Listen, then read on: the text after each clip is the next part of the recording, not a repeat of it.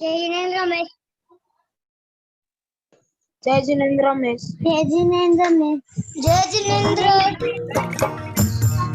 जय जिनेन्द्र रमेश। जिनेन्द्र। जय जिनेन्द्र मैम।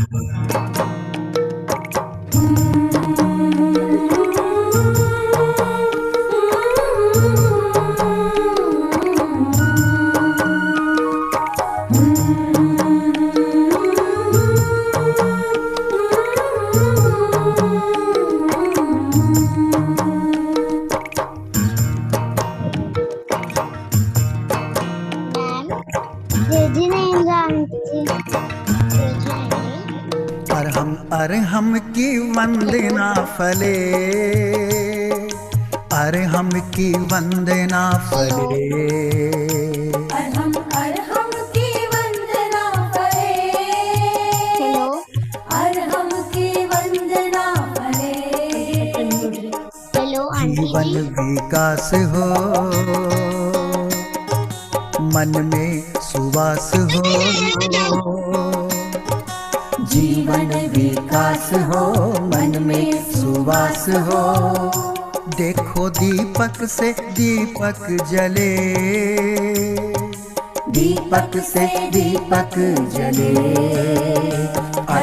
अरहम की वंदना फले, अरहम की वंदना फले।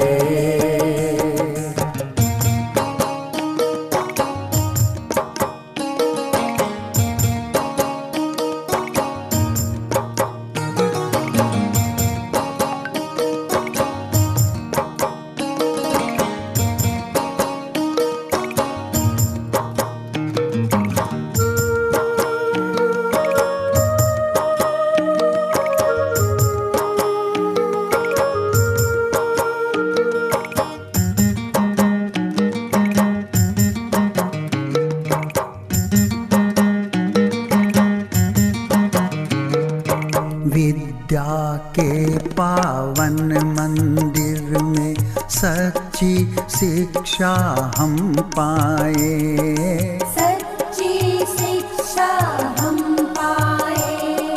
सदाचार के सुंदर पथ पर कदम कदम बढ़ते जाए, कदम कदम बढ़ते जाए। चाहे रात या प्रभात हो भले,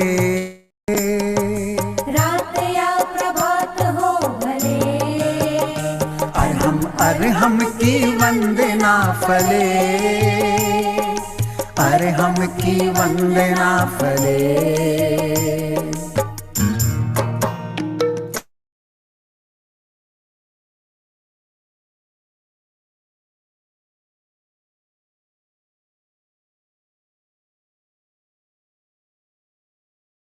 हेलो। हाँ, अभी रेखा भाभी आप क्वेश्चन आंसर एक बार ले लें। यस। सभी को जय जिनेन्द्र बच्चों। और किसी भी की कोई भी क्वेरीज हो तो आप हैंड रेज कर दीजिए। 2 हैंड रेज हो गए हैं सबसे पहले। और ऋषि टोडिया कांदीवली से आप तो अनम्यूट, आपको अनम्यूट कर दिया मैंने। आप आपका सवाल पूछ लीजिए। मैम मुझे पूछना था कि अभी हम कहते हैं कि श्रीमंदर स्वामी है, तो वो अभी कहाँ है? मतलब वर्तमान में वो है ना? रेखा भाभी अनम्यूट कीजिए अपने आप को। सिमंदर स्वामी महाविदेह क्षेत्र में है। अभी हम भरत क्षेत्र में हैं और वो महाविदेह क्षेत्र में है।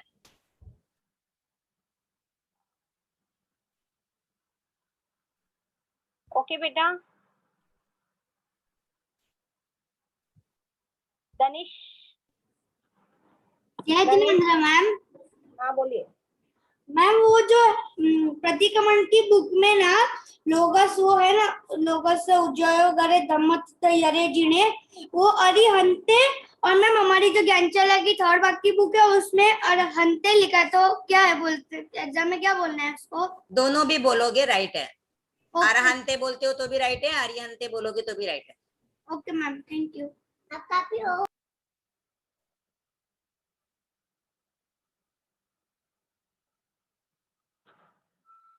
प्रीति गुंदेचा अनम्यूट करो। आंटी जी मुझे ये डाउट था कि नमो चक्रस्तुति में नमोत्थानम को क्या प्रोनाउंसिएशन क्या है उसका? नमोत्थूणम।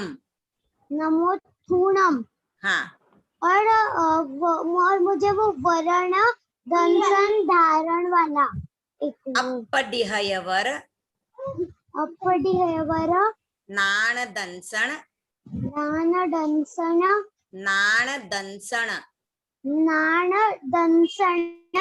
धराणम। धराणम। Okay aunty ji, thank you. Welcome बेटा। नैत्रिका।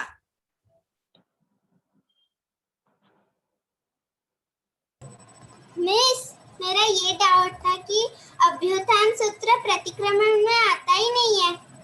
आता है फोर्थ आवश्यक के बाद। सॉरी, फोर्थ आवश्यक के बाद मतलब हम जब सब अतिचार का बोल के हो जाता है उसके बाद अभ्युत्थान सूत्र आता है। मतलब सेकंड अतिचार के बाद है। सेकंड अतिचार के बाद नहीं, जब हम सभी अतिचार व्रत बोल लेते हैं ना उसके बाद अभ्युत्थान सूत्र आता है, फिर वंदना सूत्र 2 बार बोला जाता है, उसके बाद क्षमा याचना सूत्र आता है। तो फर्स्ट अतिचार के बाद नहीं, सभी हो जाते हैं ना, 13 अतिचार बोल के होते हैं। सेकंड टाइम जब अतिचार बोलते हैं ना उसके बाद, फर्स्ट टाइम हम ध्यान में बोलते हैं अतिचार, और जब हम सेकंड टाइम बोलते हैं वो सब लोग बोलते हैं साथ साथ में, उस समय पे उसके बाद आता है। Okay miss, thank you. Unique Mehta.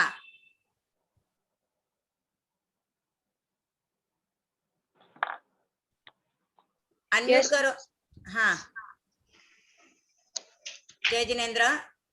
जय जिनेन्द्र मिस। हाँ मिस, मेरा ये क्वेश्चन था कि मिस नमस्कार महामंत्र में हम नमो उच्चारणम में उपाध्यायों को नमस्कार करते हैं। हाँ हाँ मिस, तो मिस हमारे जैन धर्म में मिस कितने उपाध्याय है? हमारे तेरापंथ धर्म संघ में उपाध्याय कोई भी नहीं है, आचार्य ही उपाध्याय होते हैं। अलग से कोई पद नहीं दिया गया है, और कोई संप्रदाय में उपाध्याय होंगे तो हमें नहीं पता है। हम अपने तेरापंथ के बारे में जानकारी रखें कि हमारे तेरापंथ धर्म संघ में कोई भी उपाध्याय नहीं है, आचार्य ही उपाध्याय होते हैं। और मिस एक और एक क्वेश्चन है। हाँ पूछो। मिस समाइक सिर्फ 48 मिनट्स की क्यों होती है? ऐसे है ना, हमारे जो होली स्क्रिप्ट्स है जिनको आगम कहते हैं, तो उनमें ऐसे बताया गया है कि जिनका कोई भी टाइम लिमिट नहीं बताया गया है, जो भी क्रिया हम कर रहे हैं तो उनका अगर टाइम लिमिट नहीं बताया गया है तो उनको 48 मिनट लेना है। तो सामायिक के लिए आगमों में कहीं पर भी टाइम नहीं आया हुआ है कि ये कितने समय की होनी चाहिए, तो इसके लिए उसका टाइम 48। प्रतिक्रमण का भी टाइम लिमिट नहीं आया है, इसके लिए 48 मिनट। नवकार्सी का भी टाइम नहीं आया है तो 48 मिनट। और अगर साइंटिफिकली देखें या फिर हमारे मेंटल स्टेबिलिटी के हिसाब से देखें तो हमारी मेंटल स्टेबिलिटी जो है वो एक समय हम कोई भी काम शुरू करते हैं तो 48 मिनट तक हमारा कंसंट्रेशन लेवल अच्छा रहता है, और उसके बाद हमारा कंसंट्रेशन लूज होना शुरू होता है, तो इस वजह से भी 48 मिनट टाइम रखा जाता है। Okay miss, thank you miss. Pragyam Badala. जय जिनेन्द्र। जय जिनेन्द्र। मैं साइन कोलीवाड़ा से बोल रहा हूँ। मेरा डाउट ये है कि जो नमस्कार महामंत्र में जो नमो लोहे जो नमो आयरियाणम है, उसमें मतलब जैन धर्म के ही साधु है कोई, हम मतलब ऐसे नमस्कार कर रहे हैं कि और के आयरियाणम का पूछ रहे हो कि लोहे सव साहूणम का पूछ रहे हो? मैं लोहे सव साहूणम का पूछ तो रहा हूँ। जो भी पंच महाव्रतधारी साधु हैं, जो 5 महाव्रतों का पालन करते हैं, वो साधु इसमें गिने जाते हैं। तो अब वो हम तो निश्चय बता नहीं सकते कि कौन से 5 महाव्रत का पालन कर रहे, कौन नहीं कर रहे हैं, तो हम हमारा भाव रखते हैं कि जो भी 5 महाव्रतधारी साधु हैं उनको मैं वंदना कर रहा हूँ। और हम तेरापंथी हैं तो हम मानते हैं कि तेरापंथ के साधु जो हैं वो 5 महाव्रतों का अच्छी तरह से पालन करते हैं, तो हम उनको वंदना करते हैं। और मेरा एक और डाउट है कि आपने बोला था कि अभी जो देवता है वो धरती पे नहीं आ सकते, तो व्यंतर देव आते हैं, अभी भी व्यंतर देव आते हैं। हाँ, तो वो तो उनका क्रीड़ा स्थल ही पृथ्वी है। उनका रहने का जो स्थान है वो नरकों के बीच में वहां पर होता है या तिरछे लोक में जहाँ कहीं भी पर होता है, लेकिन वो उनका क्रीड़ा स्थल यानी खेलने की जगह है ये पृथ्वी। जैसे हम लोग स्कूल में जाते हैं, उसके बाद हमारा प्लेग्राउंड होता है, वहां पर हम खेलने को जाते हैं ना, स्कूल में नहीं खेलते हैं। खेलने मतलब वो क्या करते हैं पृथ्वी पे? उनको ऐसे होता है कि किसी को तकलीफ देना, किसी को कोई चीज गिफ्ट दे देना, किसी को कोई तकलीफ है और वो बोलता है कि मुझे ये चाहिए तो वो दे देते हैं, किसी को तकलीफ भी दे देते हैं, तो उनका काम वही है। और या मतलब तो किसी के साथ अच्छा कर देते हैं या किसी के साथ बुरा कर देते हैं, तो ये उनका काम है। यंत्र देव जैसे कि पिशाच, कौन से कर्म भूत, करते हैं? पिशाच, भूत, यक्ष, राक्षस, किमपुरुष, मोहरक, गंधर्व। एक्चुअल में ऐसे कहा जाता है कि जो सुसाइड करते हैं वो व्यंतर देव बनते हैं, और जिन्होंने अपने लाइफ में बुरे काम किए हुए हैं, बट कभी कभी कैसे होता है बुरे काम करते हैं पर उसके बाद जब वो कोई धार्मिक क्रिया कर रहे हैं या उनकी भावों में अच्छी शुद्धता होती है, उस समय पे अगर उनका आयुष्य का कर्म बंद हो जाता है तो उस समय पे उनका आयुष्य कर्म व्यंतर देव का बनता है। रमणी जी जब भी प्रतिक्रमण की क्लास ले रही थी उन्होंने ऐसा बोला था कि कोई तो ऐसे कर्म होते हैं, हाँ, सुसाइड का कर्म और ऐसे बहुत से कर्म होते हैं, अगर हमने वो कर्म कर लिए तो हो सकता है कि हम यंत्र व्यंतर देव देव बने। यानी हमारी कोई क्रिया अच्छी है पर हमने सुसाइड कर लिया है तो व्यंतर देव बन सकते हैं, या फिर हम बहुत गंदा काम करते हैं जैसे कि यंत्र देव कसाई। बनना अच्छा है कि बुरा? बुरा है, क्योंकि व्यंतर देव यानी नीची जाति के देव होते हैं और वो दूसरों को तकलीफ देते हैं, तो उसके बाद उनकी गति जो होती है व्यंतर देव बनने के बाद वो भी अच्छी नहीं होती है। वो या तो तिर्यंच गति में उनका जन्म होता है क्योंकि वो दूसरों को पीड़ा देते हैं। Thank you.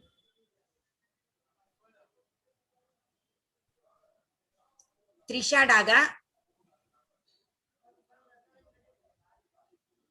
अनम्यूट करो। मैम जय जिनेन्द्र, मुझे डाउट था कि प्रतिक्रमण जब हम लोग बोलते हैं तो हम लोग कोई भी ऑर्डर में बोल सकते हैं, जो ऑर्डर में आप हमें सिखा रहे हो उस ऑर्डर में बोलते हैं? प्रतिक्रमण की एक ऑर्डर की मतलब मैं जो सिखा रही हूँ वही ऑर्डर नहीं है, प्रतिक्रमण की विधि ही डिफरेंट है, तो उसमें जैसा लिखा है बुक में वो विधि को फॉलो करना है। Okay ma'am, thank you. Suhan. Yes, बोलो। I have missed the last class. So So what to do now? What to do now? So You have to go on FB page of Mumbai Therapan Gyanshala and watch their last session. Riksha Rathod.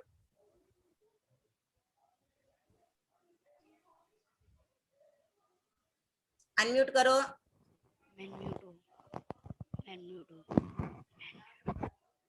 Preksha Rathore, question है आपका कोई?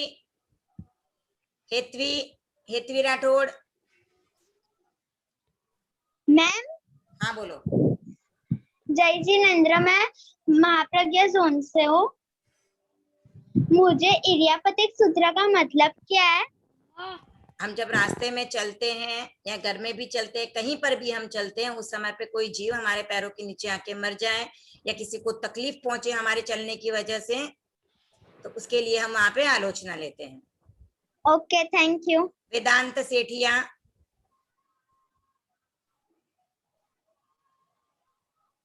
Hello aunty, Jai Jinendra.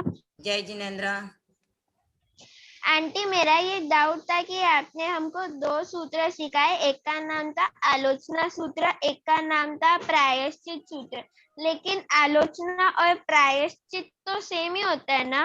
हाँ, तो हम प्रतिक्रमण में आलोचना ही कर रहे हैं ना, तो अलग अलग वे में बार बार वही चीजें रिपीट हो रही हैं, क्योंकि हमने दिन भर में जो भी हमारे से कुछ अपराध हुए हैं, कुछ गलतियां हुई हैं, तो उनके लिए हम बार बार उनको रिमाइंड करते रहते हैं, रिकॉल करते रहते हैं और उसकी आलोचना करते रहते हैं। एक बार करने से आलोचना नहीं होगी ना। हम जैसे कोई चीज भी याद करते हैं तो उसको बार बार रिवाइज करते हैं, रिपीट करते हैं, तो सेम यहाँ पर भी है, बार बार रिवीजन होता है, बार बार रिपीटेशन होता है और उसके बाद हमारी आलोचना होती है। वर्तमान तेरापन संस्थान आचार्य श्री महाशमन जी के चरणों में कोटिशा वंदन। मात्र हृदय महाशमन जी के कनक प्रभा जी के चरणों में कोटिशा वंदन। सभी धवल रश्मियों को मेरा नमन। मुंबई ज्ञानशाला की आंतरिक संयोजिका सुमन जी चपलोत, आंतरिक सह संयोजिका अनिता जी परमार, विभागीय सह संयोजिका संजू जी दुग्गड़, चित्रजीत साखला, मेरी साथ कार्य करने वाली रिंकू जी परमार, कामिनी जी बड़ाला, आप सभी को सादर जय जिनेंद्र। साथ ही जूम पर उपस्थित मेरे नन्हे नन्हे ज्ञानार्थी अभिभावकगण, आप सभी को सादर जय जिनेंद्र। इस पैंडेमिक काल में भी बच्चे बहुत, मुझे क्वेश्चन सुन के भी मुझे ऐसा लग रहा है कि हाँ, बच्चों को बहुत ध्यान है और बच्चे बहुत अच्छे से सुन रहे हैं। तो थैंक यू सो मच बच्चों, बहुत अच्छे, ऐसे ही आप करते रहो। मैं कार्यक्रम की मंगल शुरुआत करने के लिए आमंत्रित करूंगी हमारी कालूगणी जोन से संयोजिका चंदा जी कोठारी को। आप गत 13 वर्षों से भाईंदर ज्ञानशाला में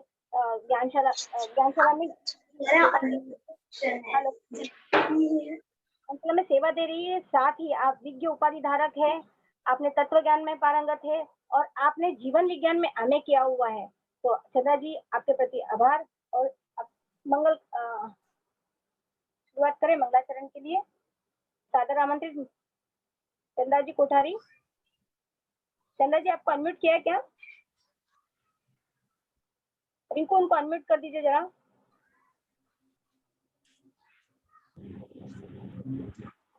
थैंक यू राजश्री जी।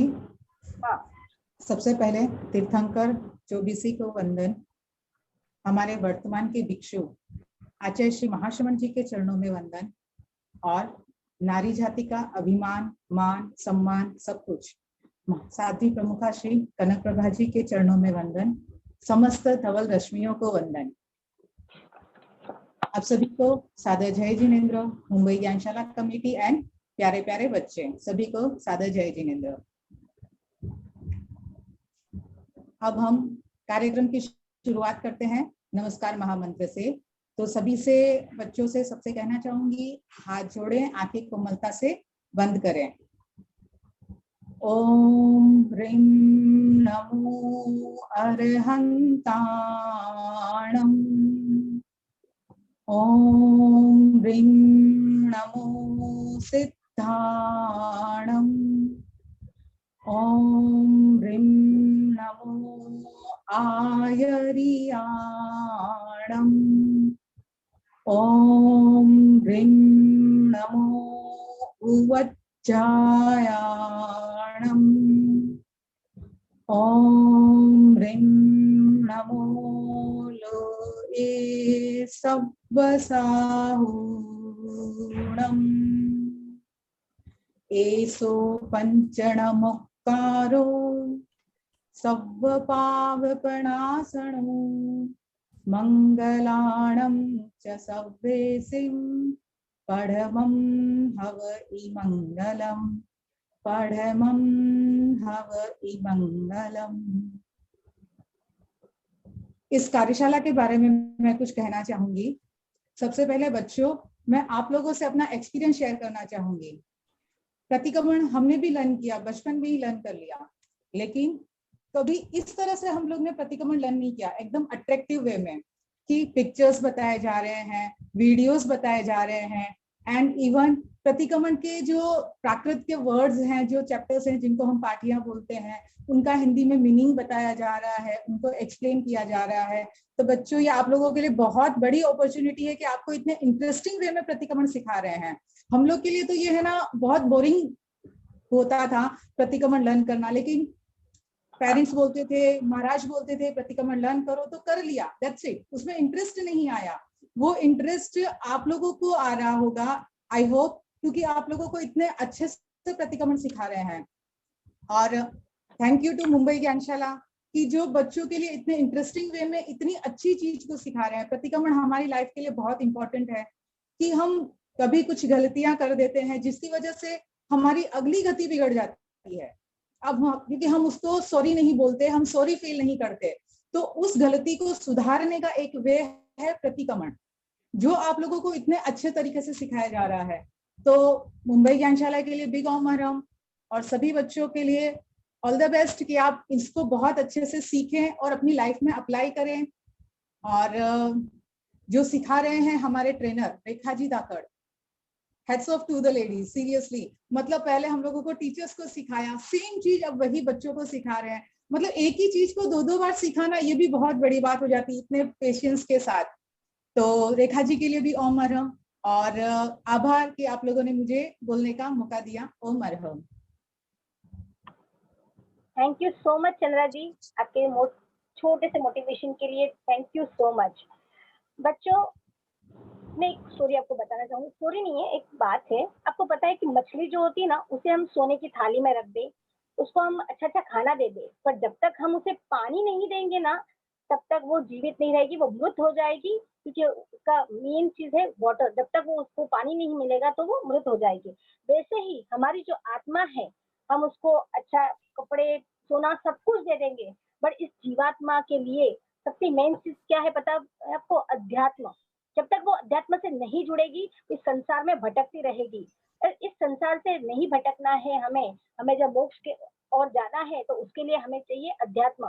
तो यही हम आज प्रतिक्रमण जो सिखा रहे हैं, या फिर आपको 25 बोल भी सिखाए, तो ये अध्यात्म कार्य हो रहा है ज्ञानशाला के थ्रू। तो आपको सीखना है और समझना है और हमें मोक्ष की ओर बढ़ना है। तो बच्चों, आपको अच्छे से सीखना है।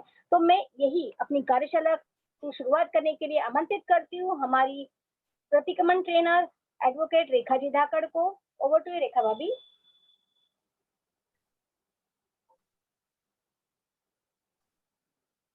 सर्वज्ञ सर्वदर्शी प्रभु महावीर के चरणों में मेरा भाव भरा नमन। तीर्थंकर के प्रतिनिधि परम पूज्य परम आराध्य गुरुदेव श्री महाश्रमण जी के चरणों में मेरा भाव भरा वंदन। सभी चारित्रात्माओं के चरणों में मेरा भाव भरा वंदन। मुंबई ज्ञानशाला की पूरी टीम, सभी प्रशिक्षिकाएं, पेरेंट्स, बच्चे जो जूम से जुड़े हुए हैं, और FB लाइव पे भी अगर ये सेशन जा रहा है तो FB लाइव से जुड़े हुए भी सभी बच्चों, पेरेंट्स और प्रशिक्षकों को मेरा सादर जय जिनेंद्र। हम अपनी क्लास की शुरुआत मंगल गान से करते हैं, तो सभी के हाथ आनंद केंद्र पर जुड़े रहेंगे। आज हम थोड़ा डिफरेंट सा मंगल गान बोलने वाले हैं, तो सभी ध्यान से सुने, उसको समझें और हो सके तो उसे याद करके जब कभी भी आपको चांस मिले उसे बोल लें। तो सबके हाथ आनंद केंद्र पर जुड़े रहें। गुरु की करुणा से मिलता संयम सुखमय, गुरु के चरणों में रहता साधक निर्भय। गुरु की सन्निधि में दुविधा मिटती सारी, गुरु का पथ दर्शन पग पग मंगलकारी। गुरु के अनमोल बोल संजीवन देते, तूफानों में भी जीवन नौका खेते। गुरु अत्राणों का त्राण विश्व वत्सल है, मिलता जिससे पल पल नूतन संबल है। हर कठिन समस्या का हल गुरु की आस्था, दिग्भ्रांत मनुज को मिल जाता है रास्ता। गुरुदेव द्वीप है, शरण प्रतिष्ठा गति है, गुरु दृष्टि जगत में सबसे बड़ी प्रगति है। गुरु दृष्टि जगत में सबसे बड़ी प्रगति है। बनते। तो आज हमने जो मंगल गान किया है उससे आपको कुछ हिंट मिल गई होगी कि आज हम गुरु के बारे में कुछ सुनने, समझने और सीखने जा रहे हैं। तो गुरु कौन होता है? जो हमें पथ दर्शन देता है। और हम जैन धर्म में जो मानते हैं वो मानते हैं कि जो हमें मोक्ष की ओर ले जाने वाला पथ दिखाता है या हमें इस भव सागर को पार करने का पथ दिखलाते हैं, वो होते हैं गुरु। जैसे कबीर दास ने कहा है, गुरु गोविंद दोऊ खड़े काके लागू पाए, बलिहारी गुरु आपकी गोविंद दियो बताए। अगर भगवान, साक्षात भगवान आपके सामने खड़े हों और गुरु खड़े हों, तो कबीर दास जी ने कहा कि गुरु, मैं पहले आपको चरण स्पर्श करना चाहूंगा, आपको नमन करना चाहूंगा, क्योंकि गोविंद कौन है, भगवान कौन है, परमात्मा कौन है, ये आपने मुझे बताया था। तो मेरे जीवन में आपका पहला स्थान होगा, मैं आपको चरण स्पर्श करूंगा। और इसी को फॉलो करते हुए नमस्कार महामंत्र को भी हम देखें तो हम पहले नमो अरहंताणम पद लेते हैं और उसके बाद हम नमो सिद्धाणम लेते हैं।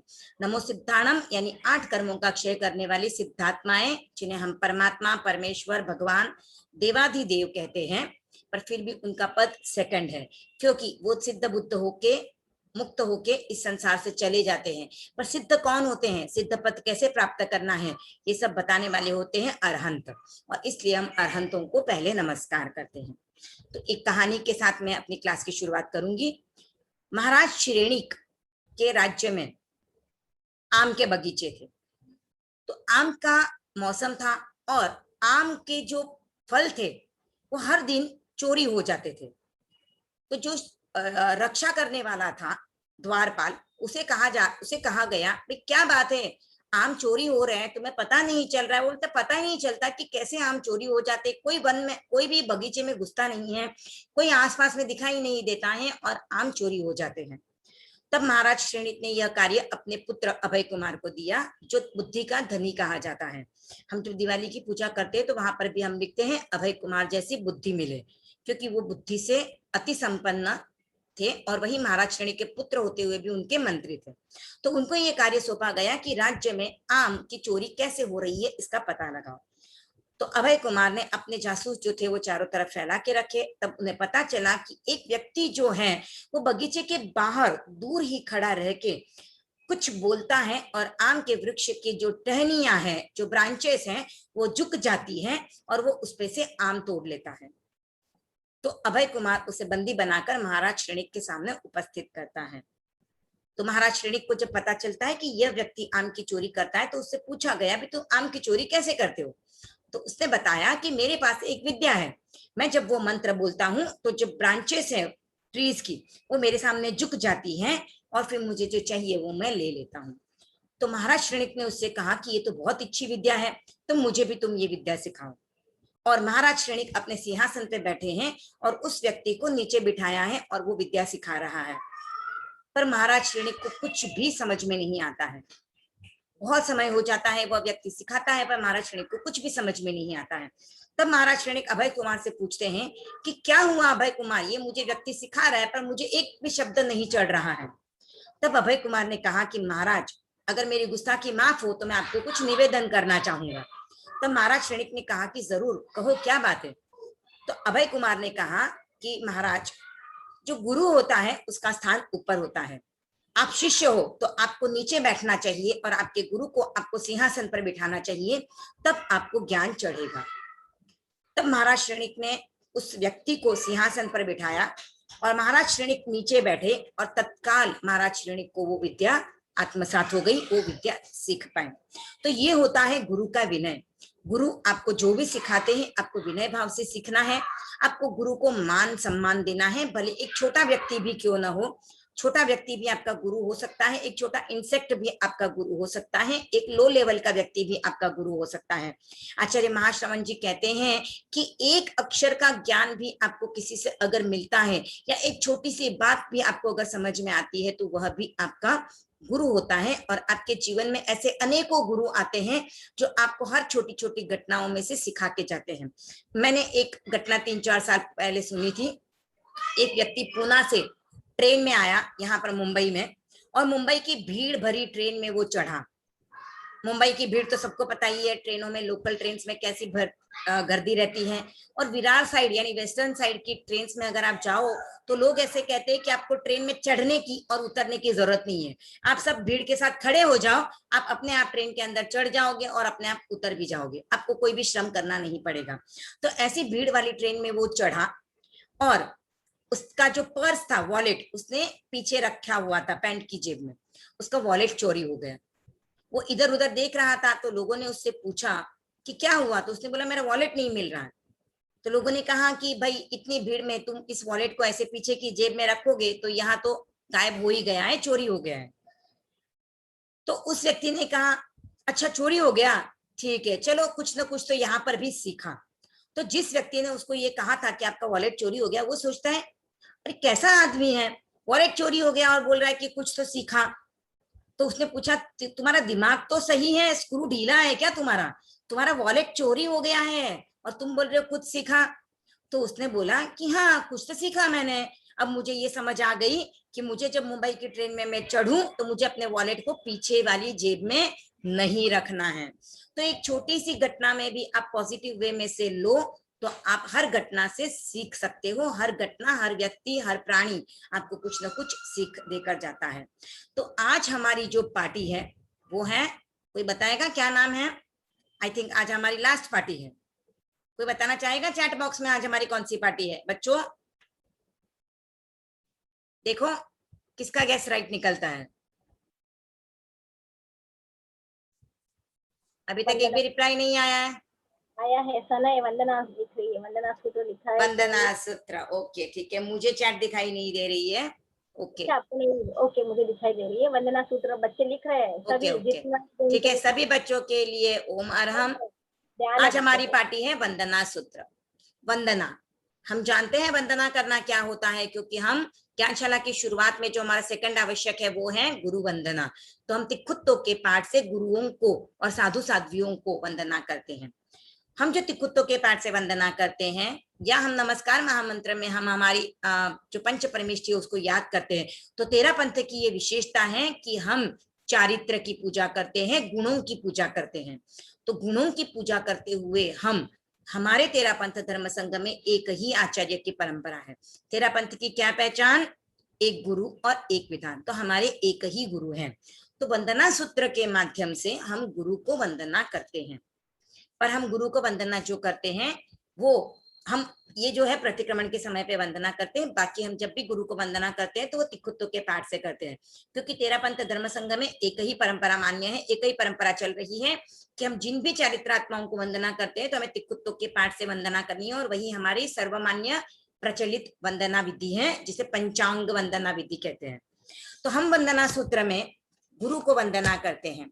वंदना सूत्र का दूसरा नाम है प्रदक्षिणा सूत्र, द्वादश प्रदक्षिणा सूत्र, यानी इसमें हम 12 बार प्रदक्षिणा देते हैं। जो अब संशोधन हुआ है प्रतिक्रमण में, इसके पहले जो पूर्व संशोधन हुआ था उसमें वंदना सूत्र जब भी बोलते हैं प्रतिक्रमण में तो उसे 2 बार बोला जाता है, एक साथ 2 बार बोलते हैं। एक बार में 6 प्रदक्षिणा होती है और दूसरी बार में 6, तो टोटल 12 प्रदक्षिणा होती है, इसलिए इसे द्वादश प्रदक्षिणा सूत्र भी कहा जाता है। बच्चे शायद विधि से प्रतिक्रमण नहीं करते होंगे तो शायद उनको पता न हो कि वंदना दी जाती है, प्रदक्षिणा की जाती है। तो आपको जब विधि बताई जाएगी तब आपको और क्लियर समझ में आ जाएगा कि हम 6 बार यहाँ पर कहाँ पर प्रदक्षिणा देते हैं। तो आज हम वंदना सूत्र की शुरुआत कर रहे हैं।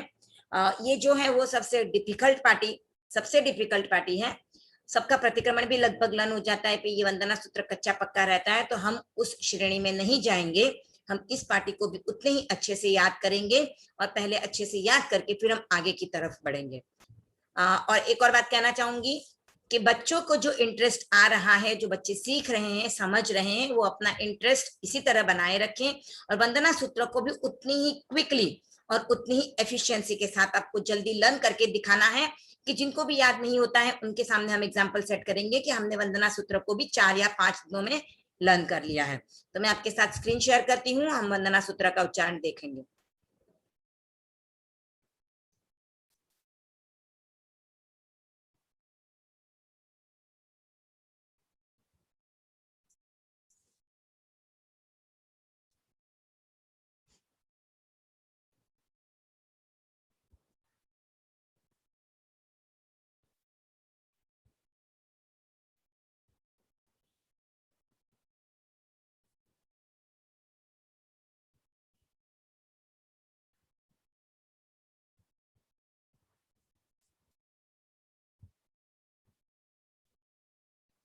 बच्चों से रिक्वेस्ट है हैंड रेस न करें।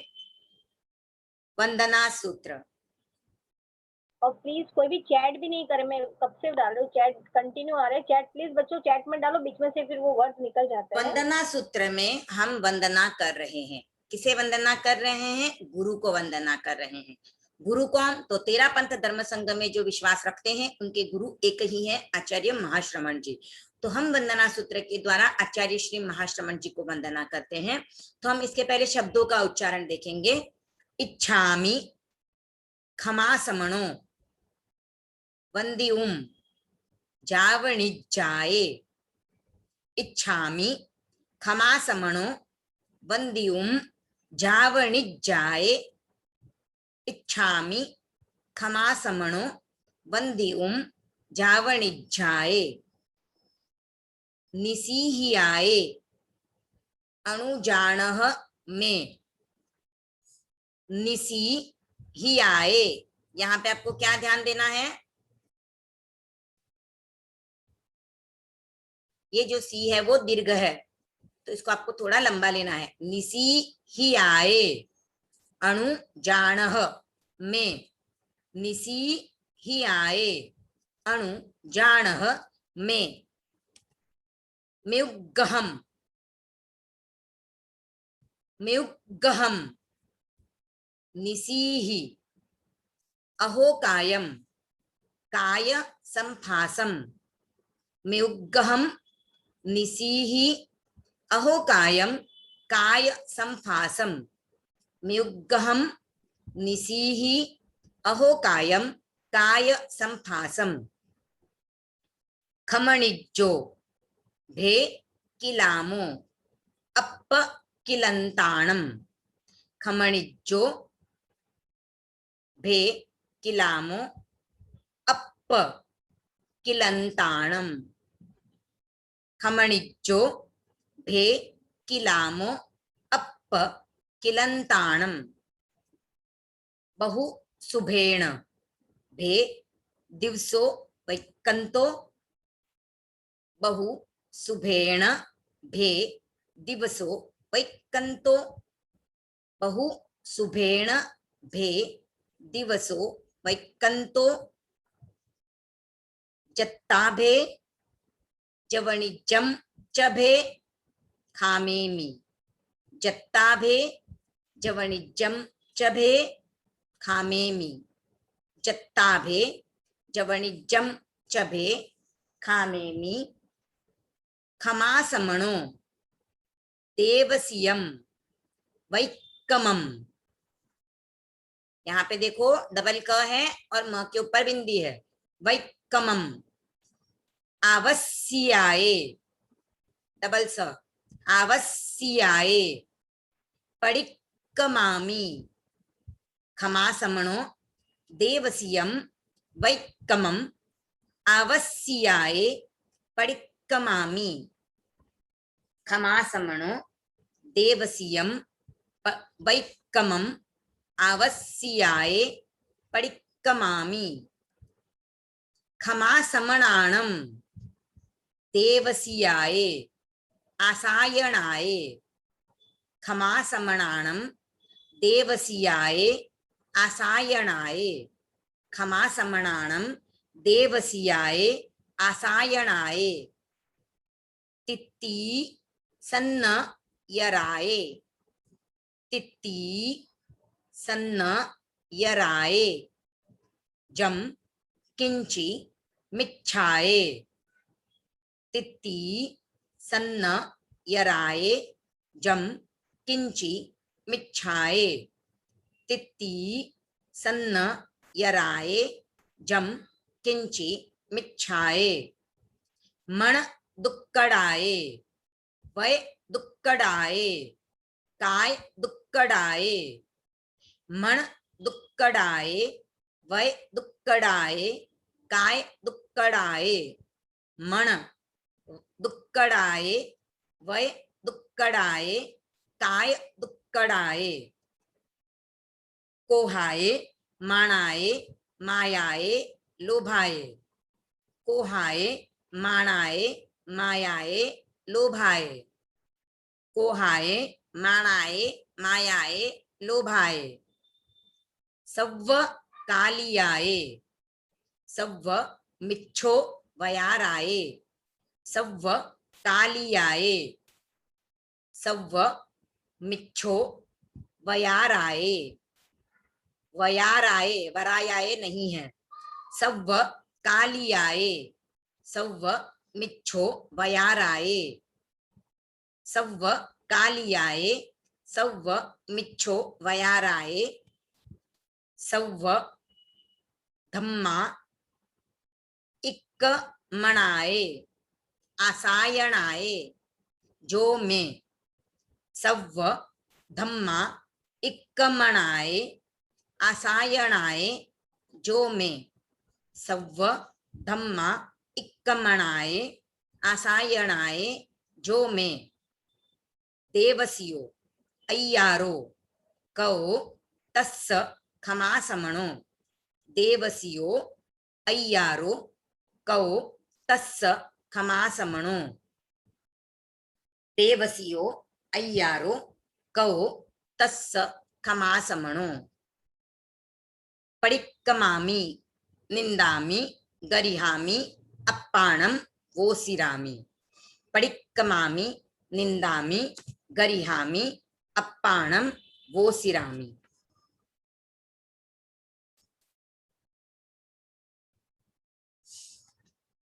तो एक बार हम वंदना सूत्र का वापस पूरा उच्चारण कर रहे हैं। आप लोगों को कुछ यहाँ पे चेंजेस दिखाई दे रहे हैं, जैसे आपको स्टार मार्क दिखाई दे रहा है, ठीक है ना। नेक्स्ट स्लाइड में आप देखोगे तो क्वेश्चन मार्क दिखाई दे रहा है। तो अब तक की तो कोई पार्टियों में ऐसा था नहीं, ना स्टार मार्क था ना क्वेश्चन मार्क थे, तो यहाँ पर क्यों है? तो ये हम गुरु को वंदना कर रहे हैं, तो इसलिए यहाँ पर कुछ चेंजेस हैं जो मैं आपको साथ साथ में बताती जाऊंगी, ठीक है।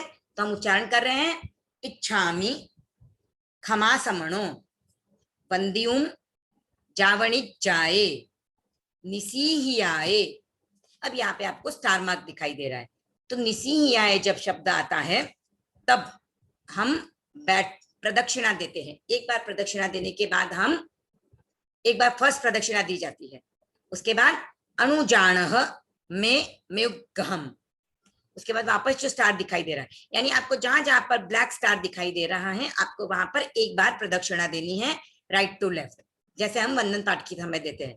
तो एक बार प्रदक्षिणा देनी है और अपने सिर को हमें थोड़ा सा झुकाना है, जैसे कि हम गुरु को वंदन कर रहे हैं। विहान धिंग, आपको क्या चाहिए कंट्रोल स्क्रीन का? आप बीच में कुछ भी करते हो, यहाँ पे मेरी स्क्रीन स्टॉप हो जाती है, ठीक है। अनुजानः में म्युग्गहम्, तो यहाँ पर हम दूसरी प्रदक्षिणा देते हैं। उसके बाद निसीहि, अब आपको रेड दिखाई दे रहा है, तो रेड का अर्थ होता है कि आपको बैठ जाना है। जैसे हम गाय को धोते हैं उस आसन में, गोदुहासन आसन में आपको बैठना होता है। उसके बाद हम बाकी का पाठ बैठ के बोल रहे हैं। अहो कायम काय संफासम खमणिज्जो भे इच्छामि खमासमणो वंद्युम जावणिज्जाए निसीहियाए, फर्स्ट प्रदक्षिणा। अनुजानः में म्युग्गहम्, सेकंड प्रदक्षिणा। निसीहि, अब हमें गोदुहासन में बैठना है। अहो कायम काय संफासम खमणिज्जो भे किलामो अपकिलंताणम बहुसुभेण भे दिवसो वैकंतो। तो यहाँ पे क्वेश्चन मार्क है, तो आपको क्वेश्चन पूछते हैं उस टोन में बोलना है। बहुसुभेण भे दिवसो वैकंतो। देन थर्ड प्रदक्षिणा चत्ताभे, फोर्थ प्रदक्षिणा जवणिज्जं च भे, क्वेश्चन मार्क है, फिफ्थ प्रदक्षिणा खामेमि खमासमणो देवसियम वैक्कमम, सिक्स्थ प्रदक्षिणा, अगेन रेड मार्क है, तो रेड स्टार है, तो आपको अब खड़े हो जाना है, ओके। किलामो अपकिलंताणम बहुसुभेण भे दिवसो वैक्कंतो जत्ताभे दिवसो वैक्कंतो, थर्ड प्रदक्षिणा जत्ताभे, फोर्थ प्रदक्षिणा जवणिज्जं च भे, फिफ्थ प्रदक्षिणा खामेमि खमासमणो देवसियम वैक्कमम, सिक्स्थ प्रदक्षिणा, और आपको खड़े हो जाना है।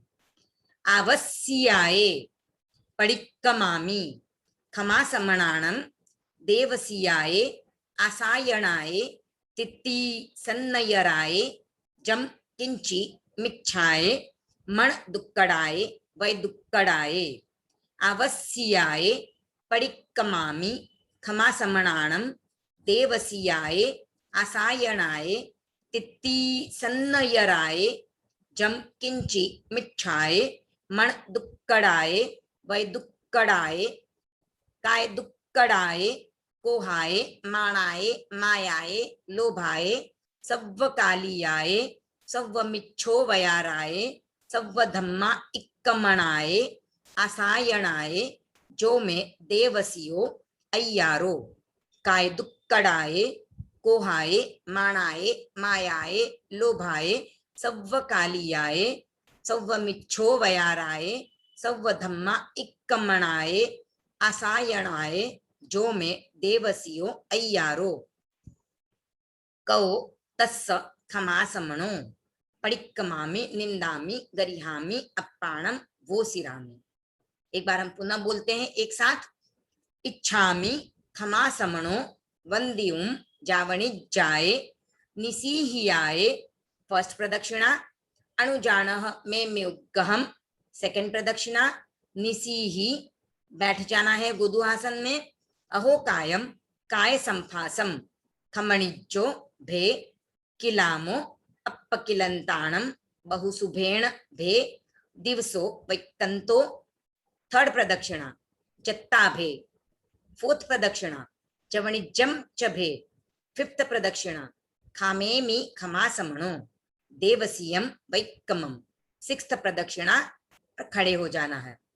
आवस्याये पडिक्कमामि खमासमणाणम देवसियाये आसायणाये तिथि सन्नयराये जम किंची मिच्छाये मण दुक्कड़ाये वै दुक्कड़ाये काय दुक्कड़ाये कोहाये माणाये मायाये लोभाये सव्व कालियाये सव्व मिच्छो वयाराये सव्व धम्मा इक्कमणाये आसायणाये जो में देवसियो अय्यारो कौ तस्स खमासमणो पडिक्कमामि निंदामि गरिहामि अप्पाणम वोसिरामि।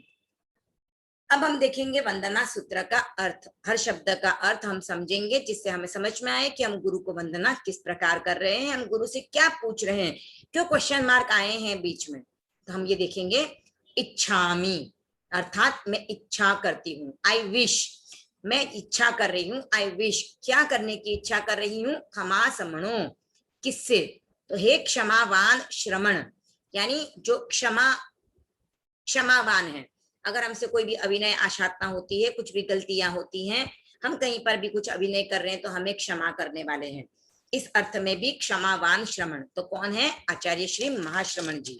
श्रमण यानी साधु जो 5 महाव्रत धर्म का पालन करते हैं, और क्षमावान, यहाँ पर एक तो क्षमा का अर्थ होता है जो क्षमावान है, जो सबको क्षमा करते हैं, और दूसरा यहाँ पर होता है जो 10 प्रकार के धर्म हैं, शांति, मुक्ति, आर्जव, मार्दव, लाघव, सत्य, संयम, तप, त्याग, ब्रह्मचर्य, इन श्रमण धर्म के 10 प्रकारों का पालन करने वाले श्रमण, तो ये भी इसका अर्थ होता है। और आचार्य या साधु साध्वियां जो भी हैं वो सभी इस श्रमण धर्म का पालन करते हैं जो 10 प्रकार का है। तो इसलिए यहाँ पर हमने क्षमा समणो मतलब क्षमावान श्रमण, क्योंकि आप क्षमा करते हो। वंदियुम वंदना करने की, तो मैं इच्छा कर रही हूँ वंदना करने की, तो इसके लिए आप मुझे क्या करो, तो शक्ति के अनुसार, जावणी जाए यानी शक्ति के अनुसार, यानी मैं मेरी शक्ति के अनुसार आपको वंदना करने के लिए प्रस्तुत हुई हूँ, और इसके लिए आप मुझे क्या करोगे, आज्ञा प्रदान करोगे। मैं अपनी शक्ति के अनुसार निसीहियाए, क्यों शक्ति के लिए बात की गई है, क्योंकि अपने शरीर को, हमारी आत्मा को हमें पाप क्रिया से हटाना है, और हमें पूरी तरह से क्षमता नहीं है, हमें उतनी शक्ति नहीं है कि हम अपने शरीर को, अपनी आत्मा को पूरी तरह से पाप क्रिया से हटा ले। पूरी तरह से पाप क्रिया से हटाने का अर्थ होगा कि हम भी साधु बन जाएं, पर हम में उतनी शक्ति नहीं है। इसलिए हम क्या करते हैं, जितना जितना हम अपनी आत्मा को पाप क्रिया से हटा सके उतनी क्षमता के अनुसार हम हमारे गुरु को वंदना करने की आज्ञा मांग रहे हैं। तो हमारी आत्मा को हम पाप क्रिया से हटाकर क्या मांग रहे हैं, अणुजानः में, यानी आदेश, आप मुझे आज्ञा दे, क्योंकि गुरु को वंदन करने के लिए आपको गुरु के पास जाना होता है, तो उसके लिए आपको आज्ञा लेनी है। क्योंकि गुरुदेव के आसपास हम भीड़ लगा के खड़े नहीं रह सकते, क्योंकि वो बहुत बड़ी बहुत महान आत्मा है, उनके ऊपर बहुत सारी जिम्मेदारियां हैं, तो हम उनके आसपास ऐसे ही भीड़ इकट्ठा नहीं कर सकते हैं, तो हम उनसे आज्ञा लेते हैं। और आज्ञा लेने का अर्थ होता है कि हम अपना विनय उनके प्रति दिखाते हैं, हम उनके प्रति श्रद्धा समर्पण भाव व्यक्त करते हैं कि मैं आपके पास आना चाहता हूँ, आपके औरा में आने जा रहा हूं, तो आप मुझे आज्ञा दे, मैं वंदना करना चाहता हूं अपने आत्मा को पाप क्रिया से दूर कर कर। जो 18 पाप है उनसे जितना जितना मेरी शक्ति होगी, जितना जितना मेरा सामर्थ्य होगा, उतना मैं उसे दूर कर कर आपकी वंदना करने की इच्छा कर रहा हूं। मैं उपगहम। अब जब हम उनसे आदेश लेते हैं, आज्ञा लेते हैं, तो एक और चीज के लिए हम आज्ञा लेते हैं कि हम उनके शरीर के आसपास जो एरिया है वहां पर उनके पास जाते हैं। तो ये जो है उसे कहते हैं म्युगहम, यानी मितावग्रह। उसे कहते हैं अवग्रह, यानी वो जगह, वो स्थान जहां पर गुरु बैठे हैं, तो गुरु के चारों ही दिशाओं में 3.5 हाथ, 3.5 हाथ का जितना क्षेत्र होता है गुरु के चारों ओर, उस क्षेत्र में हम प्रवेश करके गुरु के चरणों का स्पर्श करेंगे, तो उसे कहते हैं मितावग्रह। तो यहाँ पे आपको लिखा हुआ दिख रहा है कि जहां पर भी गुरु बैठे हैं उनकी चारों ओर, चारों दिशाओं में 3.5 हाथ का जो क्षेत्र है उसे मितावग्रह कहा जाता है। तो हम उनके मितावग्रह में प्रवेश करने की भी आज्ञा ले रहे हैं। निसीही यानी बैठकर, इसीलिए हम जब निसीही शब्द बोलते हैं उसके बाद हम बैठ जाते हैं। तो हम बैठकर क्या करते हैं, हमारे जितने भी सावध्य व्यापार है, जो भी झूठ बोलना, चोरी करना, या मोबाइल को हम हाथ लगा रहे हैं, खाना पका रहे हैं, बिजनेस कर रहे हैं, या बच्चे जो भी खेलते हैं, कूदते हैं, उन सब व्यापारों से कूदते हैं, मिच्छामि दुक्कडम, कूदते हैं। तो सभी सावध्य व्यापारों से हम हमारी मन वचन काया को कंट्रोल कर लेते हैं और हम अपने आप को शुभ भावों में स्थापित कर देते हैं। तो इसके लिए हम बैठते हैं और अपने मन वचन काया को कंट्रोल करते हैं। तो निसीही। अहोकायम यानी अधोकाया। किसकी अधोकाया? तो गुरु की अधोकाया। जैसे आप इमेज में देख रहे हो, तो आपकी अधोकाया यानी चरण, तो हम जब वंदना करते हैं तो उनके चरणों का स्पर्श करते हैं। अब जब मेल होते हैं, बॉयज होते हैं, वो टच कर सकते हैं, लेडीज उनको टच नहीं कर सकती हैं, दूर से ही उनके चरणों में अपना प्रणाम, अपनी वंदना अर्पित करते हैं। तो जब हम बोल रहे हैं यहाँ पर अहोकायम यानी अधोकाया, अधोकाया यानी चरण। काय संभासम, तो मैं मेरी काय से स्पर्श करूंगी। तो मेरी काय से स्पर्श करूंगी यानी क्या करूंगी, मेरी पूरी काय तो मैं स्पर्श नहीं करूंगी आपके अधोकाया को। तो जब हम गुरु को चरण स्पर्श करते हैं तो हम हमारे हाथ या मस्तक से उनको स्पर्श करते हैं। तो जो लेडीज होती हैं वो जब साध्वियों को वंदना करती हैं तब मस्तक लगाती हैं या हाथ लगाती हैं, और बॉयज जो है वो गुरु को या साधुओं को हाथ या मस्तक से स्पर्श करते हैं। तो काय संभासम यानी मैं मेरी काय से आपके चरणों का स्पर्श करूंगा। तो काय में हाथ और मस्तक है। हम गुरु के जैसे गुरु जो होते हैं उनके शरीर में से जो ऊर्जा प्रवाहित होती है, उस ऊर्जा को हम हमारे में ग्रहण करने के उद्देश्य से उनका स्पर्श करते हैं। तो उनके शरीर में जो पॉजिटिविटी है, जो वाइब्रेशन है, जो पॉजिटिव एनर्जी है, जो ऊर्जा है, वो ऊर्जा हमारे में भी संचारित हो, हमारे में भी वैसी शुभ धारा प्रवाहित हो, हमारे भी लेशा, हमारे भी ऑरा वैसा पवित्र हो। हम जब किसी भी शुभ ऑरा वाले व्यक्ति के पास जाते हैं तो हमारा ऑरा भी वैसा ही शुभ और पवित्र हो जाता है। जैसे आपने कभी नोटिस किया होगा कि कभी कभी किसी व्यक्ति के पास जाते हैं ना तो हमें गुस्सा आने लगता है, अच्छा नहीं लगता है, और कभी किसी व्यक्ति के पास हम जाते हैं तो हमें अच्छा लगता है, प्लीजेंट लगता है, ऐसे लगता है कि इस व्यक्ति से हम बार बार मिले। तो क्यों लगता है कि इससे बार बार मिले, इससे बात करें, इसके साथ हम टाइम स्पेंड करें? क्योंकि उसका ऑरा उतना क्लियर होता है, इतना पवित्र होता है, तो हमें लगता है कि उसके पास बैठे रहें। और जो व्यक्ति जिनके ऑरा मलिन होते हैं, डिस्टॉर्टेड होते हैं, उनके पास हम जाते हैं तो हमको अच्छा नहीं लगता, ऐसे लगता है कि कब मैं इससे दूर चली जाऊं।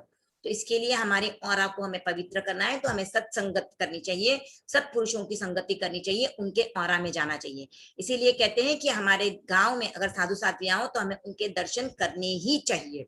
हम भले ही छोटे बच्चे जो होते हैं ना, उनके लिए पेरेंट्स कभी कभी बोल देते इसको तो कुछ समझ में नहीं आएगा, इसको ले जाके क्या करेंगे, या ये हमें वहां पे डिस्टर्ब करेगा।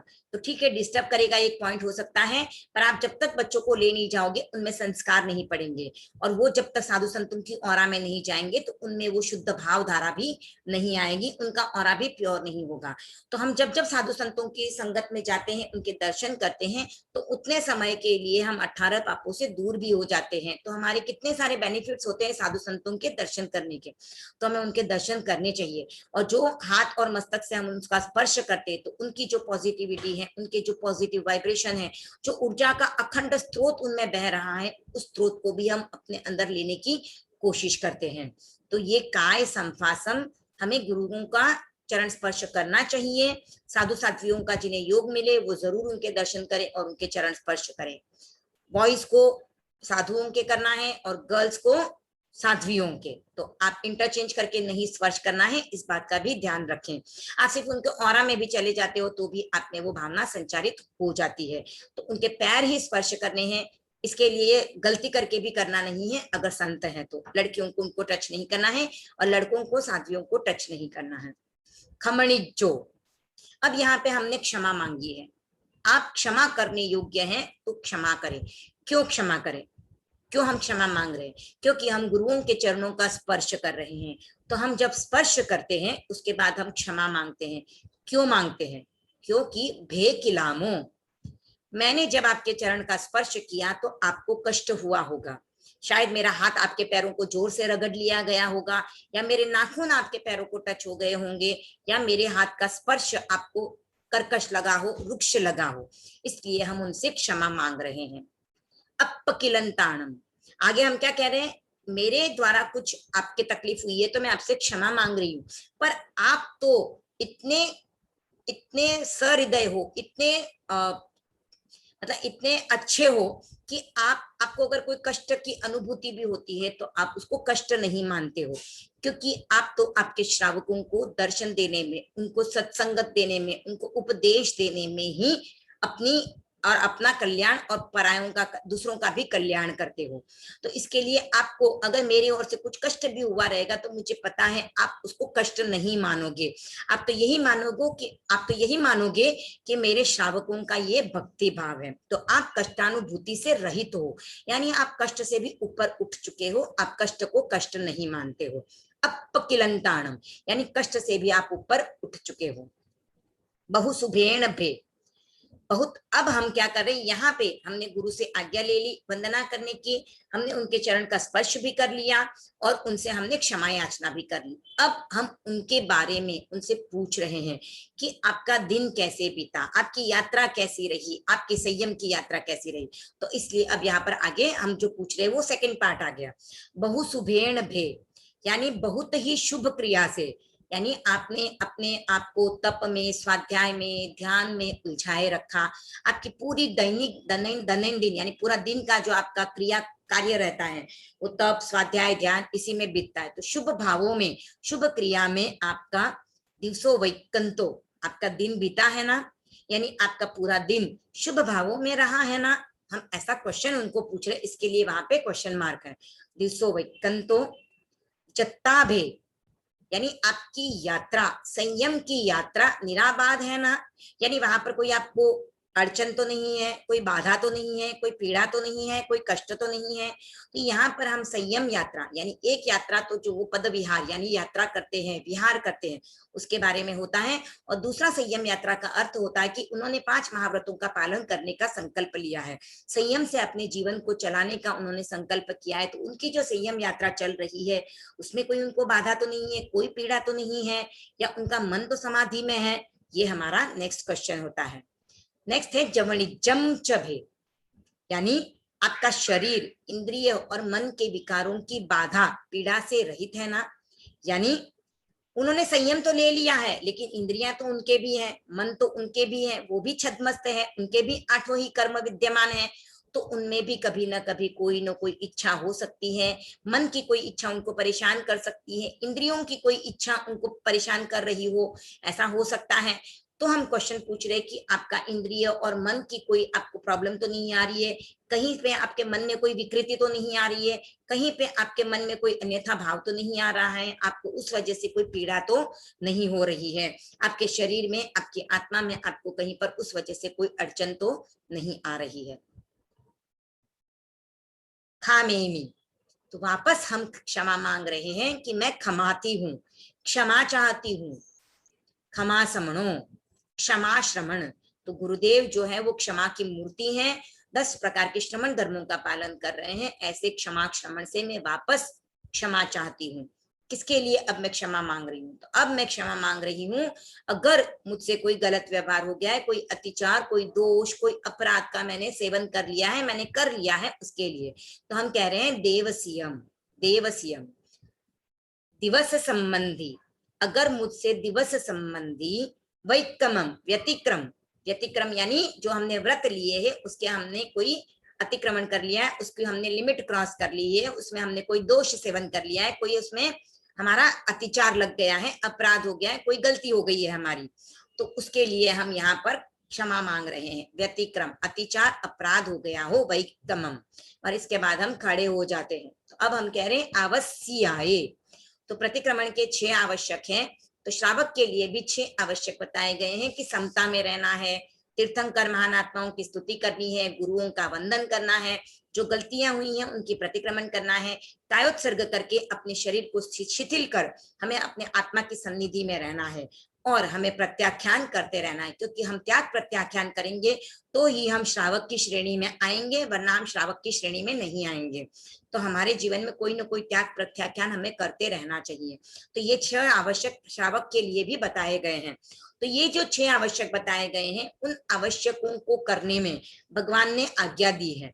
तो उन आवश्यकों में करने में अगर मुझसे कोई विपरीत आचरण हुआ है, जैसे मुझे 24 तीर्थंकरों की महान आत्माओं की स्तुति करनी थी, पर मैंने कहीं पर अपने मन में उनके लिए कुछ बुरी भावना ला दी, या वे ऐसे होते हैं, मैंने डाउट कर लिया, मैं समता में नहीं रही, मैंने अपने आप को विषमता में रखा, मैंने गुस्सा कर लिया, अहंकार कर लिया, मैंने लोभ कर लिया, मैंने गुरुओं का विनय नहीं किया, उनके प्रति आशातना की, ऐसा कुछ विपरीत आचरण अगर मुझसे हो गया हो तो परिक्रमामी, मैं उसका प्रतिक्रमण करती हूँ, मैं उससे निवृत्त होती हूँ। जो जो मेरे दोष लगे हैं उनसे मैं अपने आप को निवृत्त करती हूँ, उनसे मैं अपने आप को दूर करती हूँ।